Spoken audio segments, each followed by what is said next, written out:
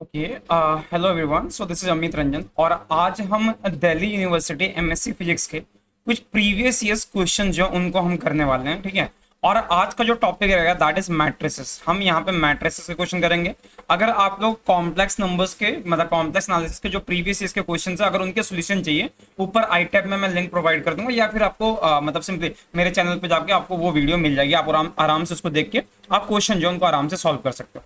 आज हम बात करते हैं मैट्रिसेस की। ठीक है। और मैट्रिसेस में है क्या, देखो, if you talk about matrices, अगर मैं इसका पेपर एनालिसिस करूं तो 2015 में इस टॉपिक से एक भी क्वेश्चन नहीं आया था।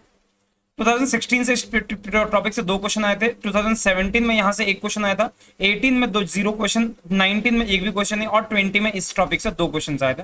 तो total there are total of 5 question. आपके टोटल 5 ही क्वेश्चन है 2015 से लेके 2020 के बीच में। ठीक है। ओके, सो डिस्कस करते हैं इन सारे क्वेश्चंस को कि इनका मतलब कैसे इनको सॉल्व करना और क्या करना और कैसे नहीं करना। ठीक है। इस क्वेश्चन पे हम आते हैं थोड़ी देर में। उससे पहले कुछ ये क्वेश्चन देखो। जैसे ये देखो, आपको मतलब what is the value of the determinant, इस डिटर्मिनेंट की वैल्यू क्या होगी। तो ये मैं इसको कराने की जरूरत नहीं, ये आप खुद से कर सकते हो ना। कि बेसिकली आप इसको ऐसे कर दोगे 2 5 3 और उसके बाद 9 2 5 और उसके बाद -20 -9 देन 3 और उसके बाद क्या करोगे इसको प्लस, और ऐसे कर सकते हो इसको 2 5 एंड देन 2i और उसके बाद 9 2 उसके बाद -4i उसके बाद -20 -9 एंड देन 6i। आप इसका डिटर्मिनेंट जो आराम से सॉल्व करना। ठीक है। डिटर्मिनेंट कराना ये मतलब कोई ऐसा टॉपिक नहीं है जो आपको बहुत ज्यादा दिमाग लगाना है। आप बहुत आराम से इस डिटर्मिनेंट को कर सकते हो सॉल्व। ठीक है। सो प्लीज आप इसको एक बार खुद से आप लोग ट्राई करो। ठीक है। ओके फाइन, बढ़ते हैं अगले क्वेश्चन की तरफ। देखो यहाँ पे क्वेश्चन ये कह रहा है कि if a that is equal to this, आपका a वेक्टर जो है ये आपका दिया हुआ है कि a that is equal to 2 and 2 5। तो आपसे पूछ रहा है if b that is equal to 2 times e to the power a, आपका b मैट्रिक्स जो ये गिवन है। तो आपसे पूछ रहा है what is the determinant of b, b का डिटर्मिनेंट जो होगा वो क्या हो जाएगा। तो एक बार चलो इसको डिस्कस करते हैं। जरा ध्यान से देखो, आप लोगों को सारे लोगों को पता होगा, अगर नहीं पता तो इसको याद कर लेना कि अगर आपका कोई मैट्रिक्स a है, ठीक है, और कोई दूसरा मैट्रिक्स अगर मान लो कि सी मैट्रिक्स आप लिख रहे हो that is equal to e to the power a, in that case the determinant of c the determinant of c that is equal to e to the power trace of matrix a। I hope ये चीज आपको याद रहेगी हमेशा। ठीक है। आप इसको हमेशा याद रखोगे। मतलब अगर कोई मैट्रिक्स a है और यहां पे क्या करो आप c that is equal to c is defined as e to the power determinant of a, in that case आपका determinant of c that will be equal to e to the power trace of a। इस चीज को याद रखोगे। ठीक है। लेकिन यहां पे ध्यान से देखना, आपको सिर्फ यही फाइंड नहीं करना। यहां पे b जो है that is 2 into e to the power a। आपको एक भी बात और पता होगी, अगर आपका कोई मैट्रिक्स c है, ठीक है, तो अगर आपको बताया कि what is the determinant of 2 to the power c, अगर ये मैट्रिक्स n क्रॉस n का, तो आप यहां पे क्या करोगे that will be equal to 2 to the power n times c हो गया डिटर्मिनेंट ऑफ c। तो इसका आंसर जो होगा ये कुछ ऐसा होगा। ठीक है। सो इसी तरह से अगर मैं यहां पे लिखता हूं सीधा, जैसे ध्यान से देखो, ये चीज अगर आपको समझ आ गई तो आप इसको कर सकते हो। जैसे देखो, आपका ए मैट्रिक्स जो गिवन है that is equal to A matrix that is given है 2 2 एंड देन 2 5। अगर मैं इसके ट्रेस की बात करूं that is simply equal to trace of A that is equal to 7। Trace of A जो है वापस 7 आ गया।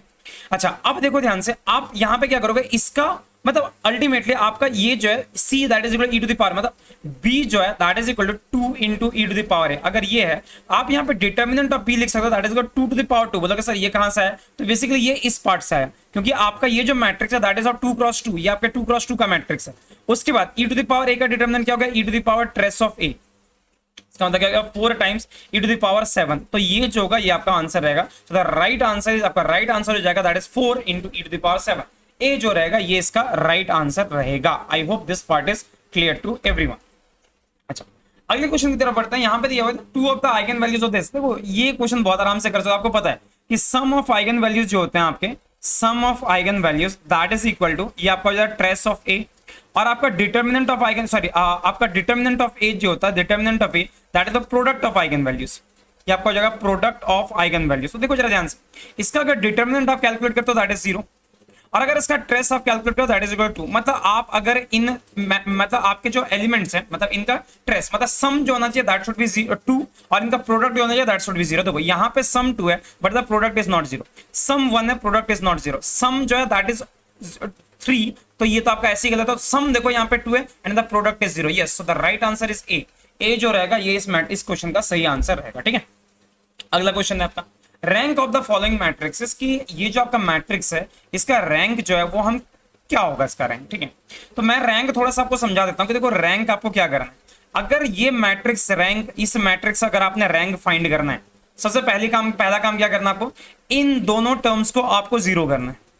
सबसे पहला जो आपको स्टेप करना वो आप जैसे भी करो, आप सबसे पहला काम करोगे इन दोनों टर्म्स को जीरो करोगे बाय रो ट्रांसफॉर्मेशन इक्वेशन।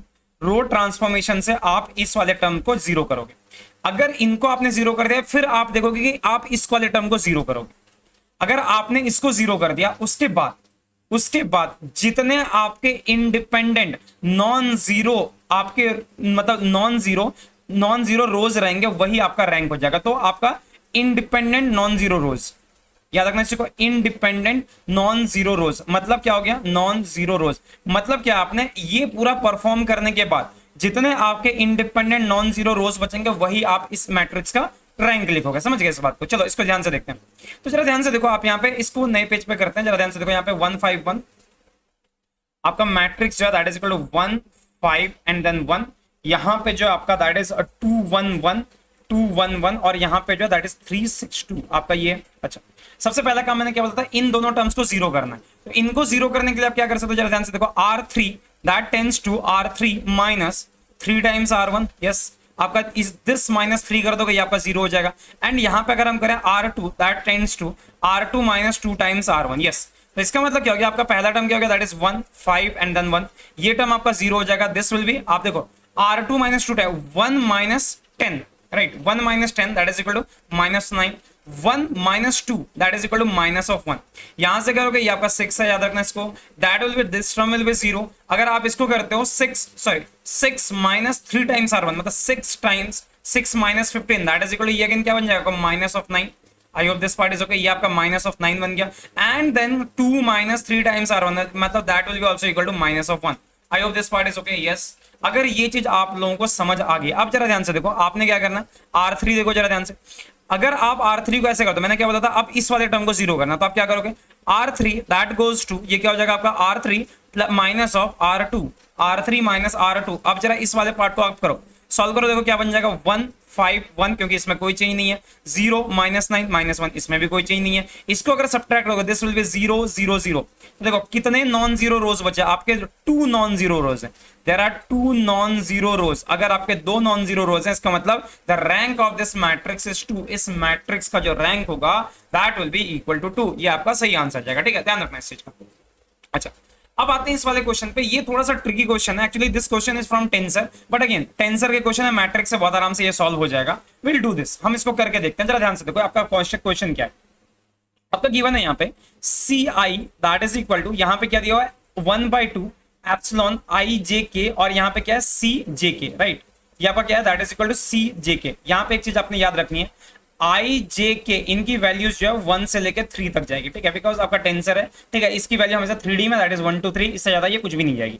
और यहाँ पे मैट्रिक्स भी आपको दिख रहा होगा, अगर ये मैट्रिक्स है मतलब देखो सीधी सी बात है कि आपको एक CI का मतलब क्या हो गया, C1 C2 C3, C1 C2 C3 है यार। अगर आप C1 C2 C3 की बात करो तो इससे कॉलम मैट्रिक्स ही तो बनेगा। C1 C2 C3 या तो एक कॉलम मैट्रिक्स या रो मैट्रिक्स, बट अगेन हम यहाँ पे कॉलम मैट्रिक्स बना के देखेंगे और उसके बाद फिर सॉल्व करके देखेंगे। अच्छा, समझने की बात है क्या, एप्सिलॉन IJK क्या होता है, देखो आपका ये जो एप्सिलॉन IJK होता है इसको हम बोलते हैं लेवी-सिविटा टेंसर। ठीक है, this is known as Levi Civita tensor. This is known as Levi Civita tensor. बोलो कैसे, लेवी-सिविटा टेंसर क्या होता है, लेवी-सिविटा टेंसर का मतलब क्या होता है कि अगर आपका एप्सिलॉन आपका 1 2 3 मतलब if they are in cyclic order, if they are in cyclic order, अगर ये आपके साइक्लिक ऑर्डर में है इसका मतलब इसकी वैल्यू हो जाएगी 1। अगर ये आपके साइक्लिक ऑर्डर में नहीं है, if they are in non cyclic order, अगर आपके ये नॉन साइक्लिक ऑर्डर में, इन दैट केस की वैल्यू हो जाएगी -1। और अगर आपका कोई भी टर्म यहाँ पे रिपीट कर रहा है, इफ एनी रिपीटिंग टर्म, अगर आपका यहाँ पे रिपीटिंग टर्म है इसकी वैल्यू हो जाएगी 0। मतलब जैसे ध्यान से समझो, 1 2 3 आप क्या करो, यहाँ पे सर्कल बना लो, 1 2 3 1 2 3। आप क्या करना है, यहाँ पे ध्यान से देखना, आप यहाँ पे क्या करो, सर्कल बना लिया आपने। अब क्या करो, यहाँ पे देखो, जैसे मैं पूछता हूँ आपसे what is the value of epsilon 1 2 3, 1 2 3 का मतलब 1 2 3, it is forming a circle मतलब वैल्यू 1। एप्सिलॉन 2 3 1, देखो जरा 2 3 1, क्या ये सर्कल बना रहा है 2 3 1, yes it is forming a circle, इसका मतलब इसकी वैल्यू 1। एप्सिलॉन 1 3 2 1 3 2, देखो 1 3 2, यस ये भी आपका एक सर्कल बना रहा है, इसका मतलब इसकी वैल्यू जो है that will be equal to 1। अगर हम बोलो सर ऐसा क्या हो सकता है, जैसे ये हो गया या सॉरी ये वाला साइकिल है, सॉरी ये वाला सर्कल है, तो इसका मतलब इसकी वैल्यू 1, उल्टा सर्कल चलेगा तो वैल्यू जो है दैट विल बी -1। मतलब 1 3 2 जो ऑपोजिट सर्कल को फॉलो करा, that's why this value will be equal to -1। ये चीज आपने हमेशा याद रखनी है। ठीक है, मतलब अगर सर्कल जैसे आपका क्लॉकवाइज सर्कल है तो क्लॉकवाइज सर्कल में क्या करोगे, this will be positive, anti clockwise circle में that will be equal to negative of 1, that's all. Cyclic में मतलब क्लॉकवाइज सर्कल में ये 1 और एंटी क्लॉकवाइज में this will be equal to minus of 1, और अगर आपका कोई टर्म रिपीट कर रहा है the value will be equal to 0। I hope this part is okay to everyone. अच्छा, अब जैसे ध्यान से देखो, आपका यहाँ पे क्या है, सी आई दैट इज इक्वल टू 1/2 और यहाँ पे क्या गया एप्सिलॉन आई जे के, और यहाँ पे क्या हो गया सी जे के। आपको क्या करना, सी जे के मैट्रिक्स है इसको फॉर्म करना। जैसे ध्यान से देखो, मैं क्या करता हूँ, आई की वैल्यू को 1 कर देता हूँ। अगर मैं आई की वैल्यू 1 कर दूं तो यहाँ पे क्या हो जाएगा, देखो 1/2 एप्सिलॉन आई की वैल्यू क्या हो जाएगी 1, एंड देन यहाँ पे जेके हो जाएगा और यहाँ पे सी जेके हो जाएगा, ठीक है। अच्छा, अब देखो ध्यान से, इसकी दो वैल्यूज पॉसिबल है, बोलोगे सर कैसे, एप्सिलॉन 1 जे की वैल्यू मैं 2 कर देता हूँ, के की 3 कर देता हूँ, तो यहाँ पे अगर सी 2 3 हो जाएगा, प्लस अब जरा ध्यान से यहाँ पे एप्सिलॉन 1, अब जे की वैल्यू में 3 कर देता हूँ, के की वैल्यू में 2 कर देता हूँ, ये क्या बन जाएगा सी 3 2। Is that okay? यस। क्या और कोई वैल्यू पॉसिबल है? आंसर इज नहीं। क्यों पॉसिबल नहीं है? बिकॉज देखो, आप देखो जे और के की वैल्यू 2 और 3 छोड़ के कुछ हो ही नहीं सकती, बिकॉज 2 और 3 only these are the allowed values 1 2 and 3, और अगर हम 1 करेंगे तो उसकी वैल्यू 0 हो जाएगी, तो 0 को ऐड करेंगे कोई फर्क तो पड़ना नहीं है। अच्छा, अब इसका मतलब क्या हो गया, दिस इज इक्वल टू 1/2, इसकी वैल्यू क्या आ गई 1, epsilon 1 2 3 that is equal to 1, मतलब क्या बच गया आपके पास C23 प्लस एप्सिलॉन 1 3 2, इसकी वैल्यू क्या होगी माइनस ऑफ 1, और ये क्या हो गया C32। ध्यान से देखना, so that will equal to 1/2 और यहाँ पे क्या C23 और माइनस C32। अब जरा ध्यान से समझना, देखो इसका रिजल्ट जो आना चाहिए that will be equal to C1, इसका रिजल्ट जो आना चाहिए दैट इज C1, मतलब आपका कोई मैट्रिक्स उसका 2 3 एलिमेंट, मतलब आप उस मैट्रिक्स का सेकंड और third element 2 3 element and 3 2 element, इनको सब्ट्रैक्ट करोगे, वैल्यू जो आनी चाहिए दैट शुड बी C1। मैं ऑप्शंस पे जाता हूं, देखो इसका 2 3 एलिमेंट कौन सा हो गया, this is second row third column, ये आपका एलिमेंट है और ये एलिमेंट है, देखो इनको अगर सब्ट्रैक्ट करोगे तो आपको यहाँ पे 0 मिल जाएगा, इसका मतलब this thing is this answer is not allowed. आप देखो यहाँ पे माइनस ऑफ C1 है और माइनस ऑफ C1 है, मतलब देखो याद करो आपका क्या 1/2 और यहाँ पे क्या है C23 minus C32 that should be equal to C1, right. इसका मतलब क्या, देखो आप C23 मतलब ये टर्म है, ये टर्म है, इसको अगर आप माइनस करके यहाँ पे सॉल्व करो, इसकी वैल्यू पता माइनस C1 आ जाएगी, which is not equal to C1, जो कि C1 के बराबर तो है ही नहीं, तो इसका मतलब ये ऑप्शन भी आपका गलत है, ये ऑप्शन भी गलत है। देखो C1 and then minus C1, yes this is a possibility कि आपका C1 एंड देन C1, इसको अगर आप ऐड करोगे the value will be equal to, ये आपकी जो वैल्यू आ जाएगी that will be equal to C1। अच्छा यार, ये तो यहां पे भी हो रहा है कि अगर मैं इन दोनों को ऐड करूं the answer will be equal to C1 again. अच्छा ठीक है, अच्छी बात है। इसका मतलब क्या करना पड़ेगा, इस रिजल्ट पे हम यहीं पे स्टक हो जाएंगे, मतलब मेरे पास ये दो ऑप्शन बच रहे हैं C और D। अब एक काम करते हैं, हम क्या करते हैं C2 को फाइंड करने की कोशिश करते हैं बाय द सेम लॉजिक। देखो जरा ध्यान से, अगर मैं यहाँ पे C2 कैलकुलेट करता हूँ, C2 that will equal to 1/2 epsilon 2jk और यहाँ पे क्या हो गया Cjk। अब जरा ध्यान से समझना, बिकॉज इसकी वैल्यू आई की वैल्यू यहाँ पे हमने रख दी। अच्छा अब देखो जरा j की कौन कौन सी वैल्यू पॉसिबल है, एप्सिलॉन 2, j की वैल्यू 1 ले लो, k की वैल्यू 3 ले लो, और यहाँ पे क्या हो जाएगा C13 प्लस क्या हो जाएगा एप्सिलॉन और यहाँ पे 2 और यहाँ पे क्या 3 1, राइट। हाँ या ना, जरा ध्यान से देखो ये वैल्यू क्या हो जाएगा that will equal to 3 and 1, ये आपका 3 आगे क्योंकि j और k की वैल्यू 3 और 1 ही पॉसिबल है, तो यहाँ पे क्या हो जाएगा C और यहाँ पे क्या हो गया 3 एंड देन 1, करेक्ट है हाँ या ना। अब इसका मतलब क्या देखो 213 की अगर आप बात करोगे 213, इसका मतलब एंटी साइक्लिक जा रहे हो, मतलब आपका इसकी वैल्यू क्या हो जाएगा that will equal to minus of 1 and then यहाँ पे C13 और प्लस क्या हो गया ये आपका प्लस ऑफ 1 एंड देन यहाँ पे C31। इसका मतलब क्या हो गया C2 that is equal to 1/2 और यहाँ पे क्या हो गया C31 माइनस C13, मतलब C31 और C13 को अगर आप सब्ट्रैक्ट करोगे और 2 से डिवाइड करोगे that should be equal to C2। ठीक है, जरा ध्यान से देखते हैं C31 कौन सा हो गया C31 आपका ये वाला एलिमेंट हो गया हाँ या ना। C31 is this element and C13 element जो दैट इज दिस, इनको अगर आप सब्ट्रैक्ट करते हो मतलब क्या था जरा ध्यान से देखो C2 that is equal to 1/2 और यहाँ पे क्या हो गया C31 मतलब क्या हो गया C31 का मतलब क्या माइनस ऑफ C2, यस और नो, जरा ध्यान से देखो यहाँ पे C31 यस, सो C31 का मतलब आपका हो गया C31 is this minus of C2 और माइनस क्या हो गया आपका अगर इसको देखोगे minus of C2, yes, so that will give you minus of C2, ये आपको माइनस ऑफ C2 देगा, जबकि आंसर में आपका प्लस ऑफ C2 आना चाहिए, मतलब आपका C ऑप्शन जो है ये गलत हो जाएगा। The right answer is D जो रहेगा ये सही आंसर। ये थोड़ा सा ट्रिकी क्वेश्चन है, इसको ढंग से एक बार दोबारा से आप देख के करना इसी तरीके से कि आपका रिजल्ट ये आना चाहिए। अगर आप C1 मतलब C23 और 32 इनको अगर सब्ट्रैक्ट करोगे तो आंसर शुड बी C1 और यहाँ पे अगर 31 और 13 को सब्ट्रैक्ट करोगे तो answer will B C2, right. तो आपका इसका आंसर जो जाएगा the correct answer will B D. ठीक है, आप इसको मैच कर सकते हो। अगर आपको वीडियो अच्छी लगे आप वीडियो को लाइक कर देना, सब्सक्राइब कर देना चैनल को, और और अगली बात, बाकी सोशल मीडिया नेटवर्क्स पे आप मेरे को जाके फॉलो कर सकते हो, ठीक है। सो मिलते हैं जल्दी, तब तक के लिए टाटा, take care, bye bye and thank you so much for joining.